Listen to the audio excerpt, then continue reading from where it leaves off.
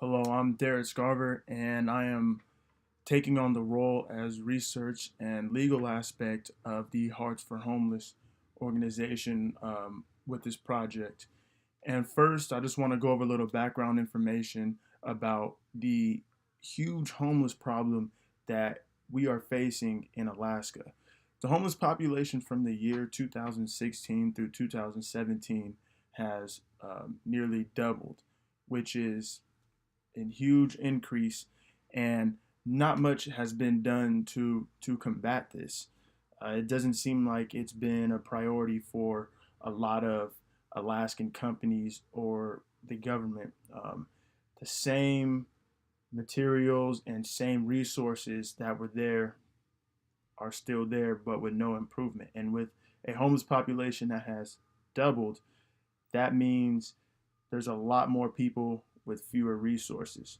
And with that being said, there's going to be a lot more homeless people on the street. A lot of homeless shelters are overcrowded. The biggest shelter in Anchorage even said that they turn down 50 people a night on average. That's 50 people that don't have anywhere to stay.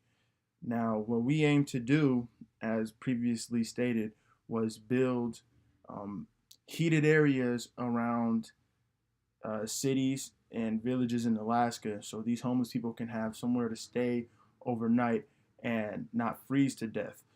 Now, there are a few cases especially in Anchorage, where obviously has the biggest population in Alaska, um, where homeless people are freezing. And one that I read up on was a a brother and a sister.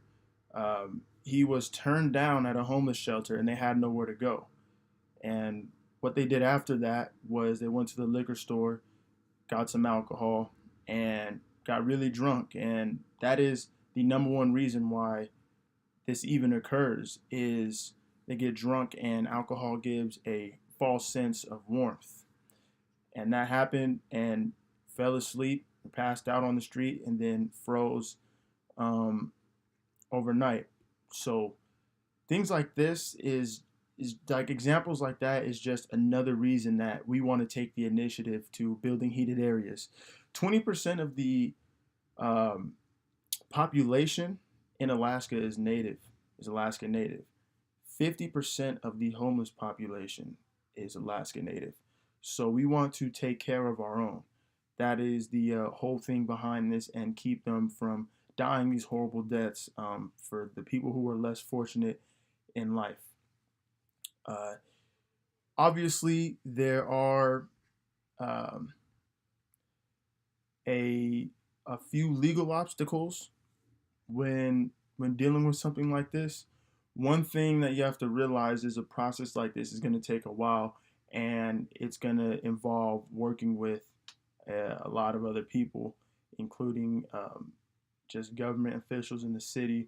Um, every city has their own regulations in regards to building things, where you can build it, what type of buildings they want to have in certain areas, and that's probably the biggest obstacle.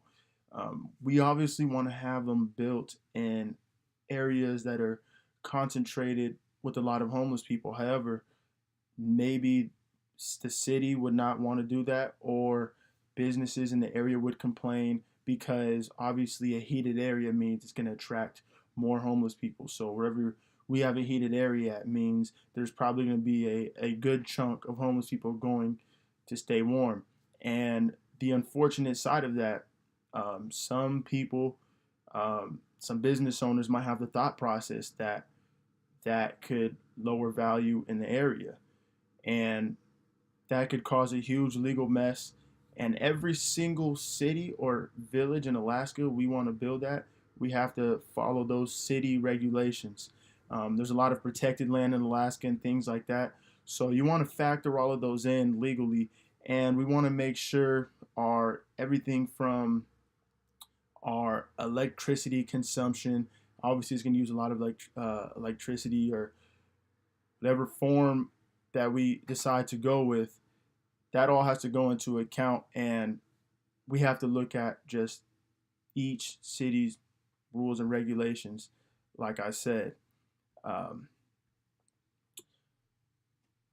we plan on building heated areas, and obviously, so that's going to take a lot of research to combat any possible legal issues. So that's pretty much it for what I have for the research and legal aspect. Thank you.